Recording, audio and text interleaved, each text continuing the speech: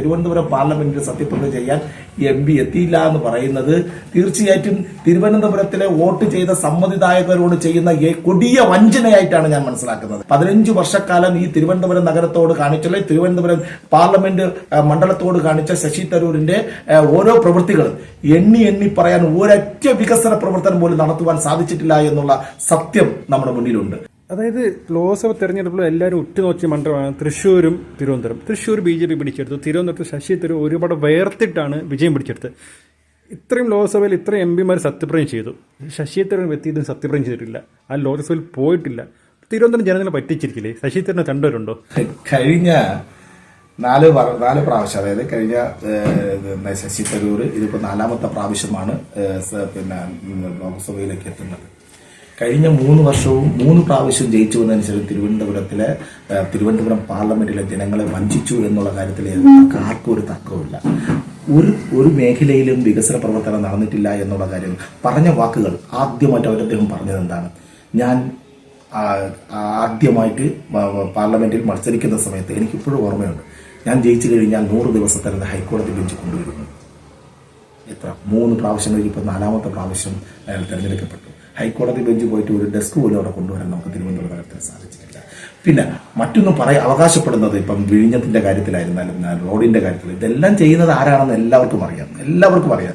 ഈ കഴിഞ്ഞ 2009 മുതൽ 2014 വരെ ശശി തരൂർ MP ആയിരിക്കുന്ന സമയത്ത് ഈ വിഴിഞ്ഞമായിരുന്നാലും അതുപോലെ തന്നെ ബൈപ്പാസ് റോഡ് ആയിരുന്നാലും ശരി തന്നെ ഇതിന്റെ ഒരു പ്രവർത്തനവും നടത്തിയിട്ടില്ല.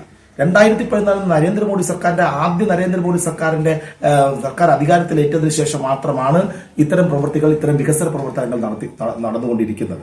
ഇപ്പൊ നോക്കണേ, ഇപ്പോൾ എല്ലാ MP സത്യപ്രതിജ്ഞ ചെയ്തിരിക്കുന്നു. നമ്മുടെ MP സത്യപ്രതിജ്ഞ ചെയ്യാൻ പോകുന്നു എന്ന് പറഞ്ഞ് ഫേസ്ബുക്ക് പോസ്റ്റ് ഇട്ട ആളാണ് ആര്?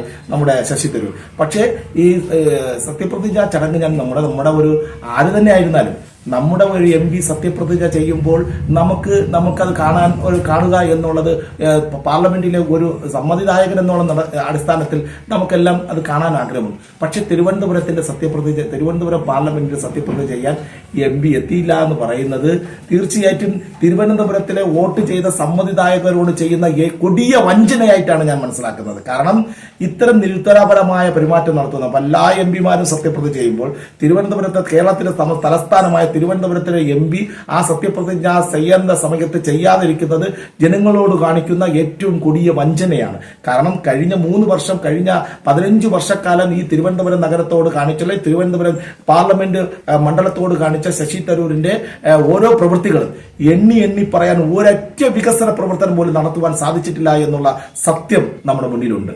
പക്ഷേ ഇത്തരത്തിൽ നമ്മുടെ പാർലമെന്റിൽ പോയി സത്യപ്രതിജ്ഞ ചെയ്യാൻ പോലും സമയം കണ്ടെത്താത്ത ഒരു MP ഈ തിരുവനന്തപുരം നഗരത്തിന് ശാപമാണ്.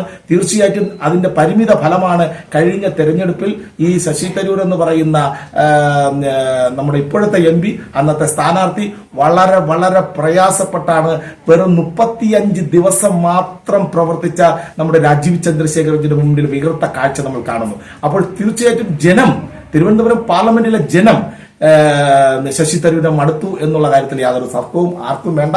തീർച്ചയായിട്ടും ഇത് ജനങ്ങളോട് കാണിക്കുന്ന കൊടിയ വഞ്ചനയായിട്ട് മാത്രമാണ് എനിക്ക് കാണാൻ സാധിക്കുന്നത്.